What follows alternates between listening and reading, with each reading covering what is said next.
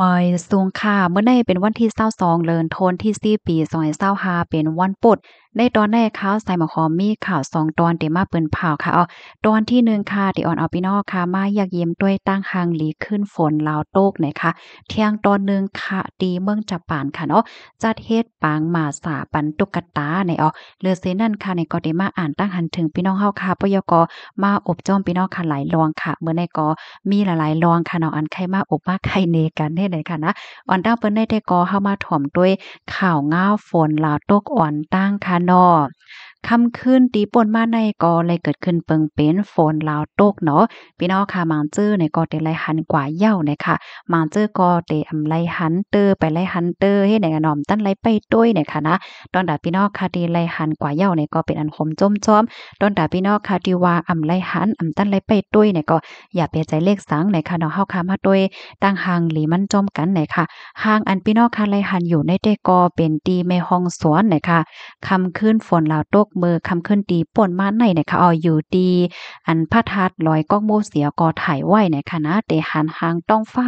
หางฝนลาวตกปยกหันป้าหางวิ่งแม่ห้องสวนนะคะเนาะได้เลยว่าหางลีตาได้เต้นะคะแคบหางในคาเลยเปิงเอียวมาตีเพกเที่ยวแม่ห้องสวนต่างไว้นะคะเนาะยินจมถึงป้าโพถ่ายแคบหางนะคะในก็ให้เฮาหาพี่น้องเลยหันตั้งหางลีสภาวะต้องฟ้าหางฝนแล้วตกว่าสังว่าเจ้าในเฮ็ดไหนค่ะเนาะเพราะว่าเฮาค่ะมาด้วยสภาวะเนี่ยก็มันก็หังหลีหังงามอยู่หังมันเนาะพี่น้องเฮาค่ะเฮาค่ะมาเลยเพียนด้วยเกี่ยวกับไปลองฝนลาวตกอีกหนึ่งค่ะฝนลาวตกโอไรออริกในเนาะอำนั้นก็ฝนลาวตกอันอยู่ในเซียนลาวนายพรานในค่ะ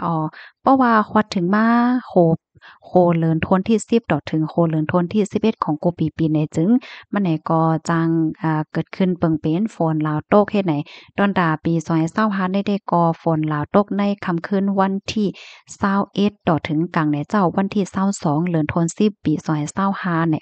อันแต่ด้วยไลได้ก่อเป็นข้าวยาม10โมงครึ่งแต่กว่าเนาะอันจ้างด้วยลีได้ก่อได้เป็นหมอกเด้งขึ้นนี่น่ะเนาะลึกกะหือรับสึงกะหือก็ยิงแค่นหันลีนะคะปื้นที่อันใดหันลีนั่นได้ก่อเป็นปื้นที่อันไกเว้งอันมีอันสายเฮอแรงไฟฟ้าว่าสังว่าเจิ้นนายเฮ็ดนายนะคะพี่น้องเฮาค่ะ ฝนลาวตกในค่ะนะพี่น้องค่ะมันก็ว่า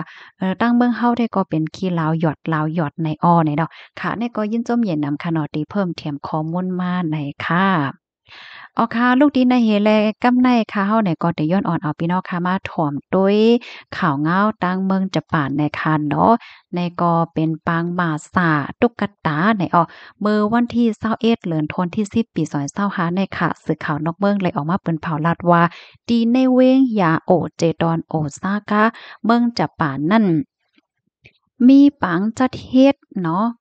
ปางหมาสาปันตุ๊กตานะคะปางในก็จัดเฮ็ดอยู่โกปีในเขาในก็ที่ห้องว่าปางหมาสาตุ๊กตานะคะอันจัดเฮ็ดปันได้ก็เป็นที่วัดชินกูจิค่ะเป็นวัดอันเก่าแก่มีมาจะเมื่อโคปักปี17นะคะมื้อเหลียวได้ก็เป็นปีโคปัก21ยาวนั่นค่ะนะก็ได้โฮมมือกันดังคอมพานีอันรับจัดเฮ็ดปางหมาสาอันมีชื่อว่า หักหักโคเด้นนะคะปางมาสาตุ๊กตาในอำไลจัดเฮ็ดเปิดตาแหนฟังหางลองเซาลองมองสังในเนาะก้อยกะว่าเป็นลองจัดเฮ็ดเปิดตาแหนฟังหางลองนับย้ำลองนับถือลองไหว้กาขันต่อตุ๊กตาของตัวเจ้าเก่าย้อนเพราะว่าตุ๊กตาในเป็นของเล่นดีอันมีมาได้เลยว่าจังเหือมันก็ในก็ของเล่นในมีมาจากเมื่อก้อนเลขยาวอันนั้นก็มีมาหึงหนาว่าฮักหนาฮักหนาเฮ็ดให้นั่นขนาดเนาะก้อยกะว่า เพราะว่าก็ใหญ่มาว่าจังหวะจังไหนอันนั้นก็อันตุ๊กตานั้นมันเก่า5สัง5เนี่ยก็ได้เอากว่าคืมกว่า8เนี่ยก็ซ้ำเหมือนหังเซลายหนาเฮ็ดจังได๋นั่นค่ะนะก็เปิ้นนั่นแหละเพราะว่าเอากว่าโฮมในปางหมาสาเนี่ยก็เหมือนจังหนังว่าในฟางหางลวยลองว่าไว้กาขันแลนับยำเด้อตุ๊กตาของตัวเจ้าเก่านะคะข้อความอันว่าตุ๊กตาที่เมืองจะปานนั่นค่ะเนาะมันมีที่ปองความหมายเด้ๆเนี่ยค่ะย้อนเปว่า มันเป็นโคกของเลนอันจำโตจำใจก้นหมังก็ได้หักเหนือตุ๊กตาเจ้าเก่านะเนี่ยค่ะเนาะมีไว้เลนจ้อมตุ๊กตาในจังเบอก็เล็กๆเฮ็ดจังเนี่ยค่ะก้อยหนาว่ามื้อเหลียวเนี่ยก็ใหญ่มาเย้าแต่เลนตุ๊กตาอยู่ก็มันทำป้อสังถกมันก็ก่อมไข่เลนเย้าน่ะแต่เก็บไว้กว่าดีๆก็ซ้ำไข่เก็บเย้าเฮ็ดเนี่ยนะก้อยก็ว่าป้อดีกว่าแปดดีกว่ายุกยักเนี่ยก็อารัวเหมือนหางว่า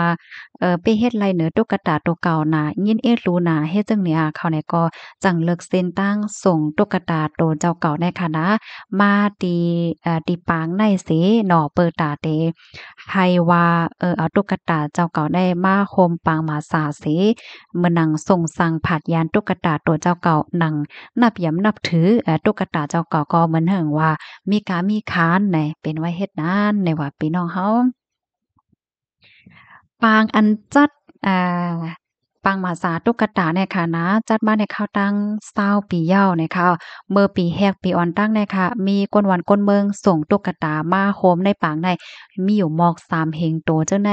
เนาะตอนก้อยกะว่าในปี2024ที่ป่นมาในได้ก็มีคนส่งตุ๊กตาในมาโฮมในปางในมีอยู่หมอก30,000โตเฮ็ดไหนค่ะอ๋อมันสิเป็นจังได๋ค่ะเนาะมันจังว่าก้นที่อันเปิ้นฮักตุ๊กตาเปิ้นมีไว้ตุ๊กตาว่าก้นก่อว่าสังว่าจังไหนได้ค่ะเนาะเพราะว่าถึงมา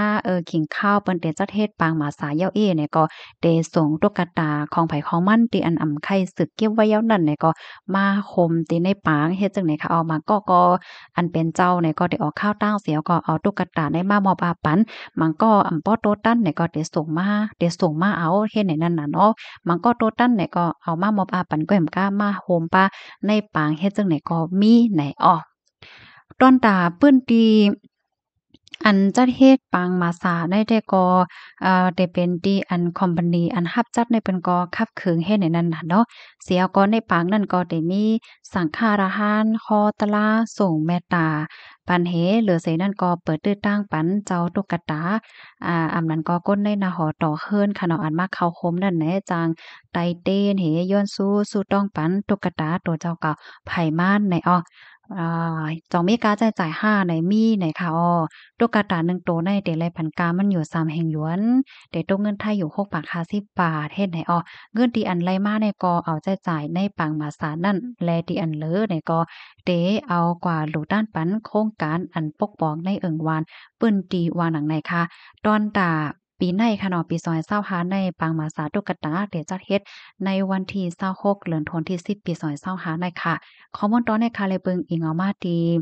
Sora News ออกไว้นะคะ พี่น้องค่ะรับถมเยาหันถึงจึงหือพวงเนี่ยค่ะอันนี้ก็เฮาคาเตหันไลว่าเมืองเปิ้นแต่นั่นขนาดเนาะตอนหนังตุ๊กตาก้อยก็มีกาคันนะไหนเนาะมีกาคันเป็นเต้เป็นว่าเฮ็ดเนี่ยเนาะตอนดาบางที่บางตั้งแต่ก็เอ่อก้นหมังก้อหมังก้นค่ะเนาะอันลูกอันเซ็งกว่าในอันปางหมาซามและจัดว่าหังว่าเฮ็ดจังได๋ก็ยังมีนั่นค่ะน่ะเนาะบางที่บางไหลเฮ็ดจังได๋ค่ะนะนั่นอย่าว่า เพราะว่าเฮาค้ามาด้วยมัดเล็บเฮียนด้วยในน่ะพี่น้องค่ะลองอันว่าวานเมืองว่าวานเมืองหลีโพน้ำเหลียนว่าน่ะมันจะมีพรปางต่อสายใจก้นเมืองห้าไหนอันใดแต่ก็จังตอบไรกำเหลียวว่ามันมีพรปางแต่ๆให้ไหนเนาะพี่น้องเฮาเนาะจังว่านั้นค่ะอ๋อค่ะยินจมมีน้ำเทิงก็กูก้นที่รับถอมปันแห้งค่ะเนาะย้อนให้อยู่ได้กินหวานและรอดเพศกันค่ะอ้อไม่สงค่ะ